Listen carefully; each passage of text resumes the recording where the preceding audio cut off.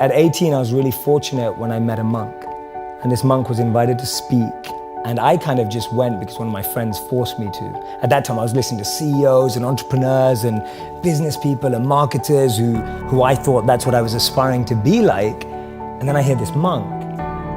And he captivated me like no one had ever captivated me before.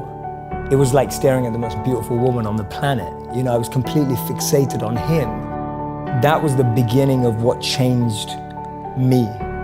Because I went from being someone who did only want all those things to become successful and trying to, but I started hearing my own inner voice much more in all that noise that I had around me. He's given up everything that I'm chasing and that all my friends are chasing, but he seems happier than anyone I've ever met before. And he spoke about this incredible principle where he said that we should plant trees under whose shade we do not plan to sit. And he was speaking about this principle of selfless sacrifice.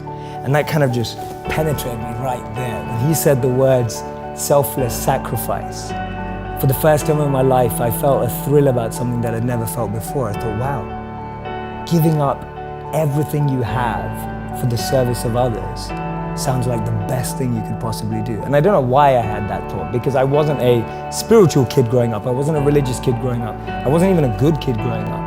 I was just a rebel, a misfit, trying things out, an experimenter, which I still consider myself. And so what I started to do is I was interning at companies and firms and corporates, thinking I was getting a grad job afterwards. And then I'd spend the rest of my summer holidays interning in India, living with him as a monk. So I'd use all my summer and Christmas holidays to just be out there with the monks. And he introduced me to another 200 to 500 monks that were just like him, just as smart, just as bright, giving up everything they had and using all their skills to make the world a better place. Did you already have a sense of unease that like I'm a rebel without a cause, or like what was it about that moment? And you seem very aware of yourself. Mm-hmm. So I'm hoping that some of that awareness is present then. Like what was that moment?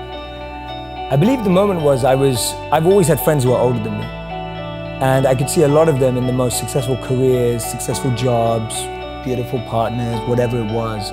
But I saw a sense of lack of fulfillment, meaning and purpose in their lives. And I've always been an observer, and I would see these people who are like 5 years older than me, 7 years older than me, maybe 10 years older than me. And I'd be watching them and go, is that the life I want? And often the advice I give to people today is fast forward where you are, look at yourself in 10, 15, 20 years time, and ask yourself the question, is that where I want to be?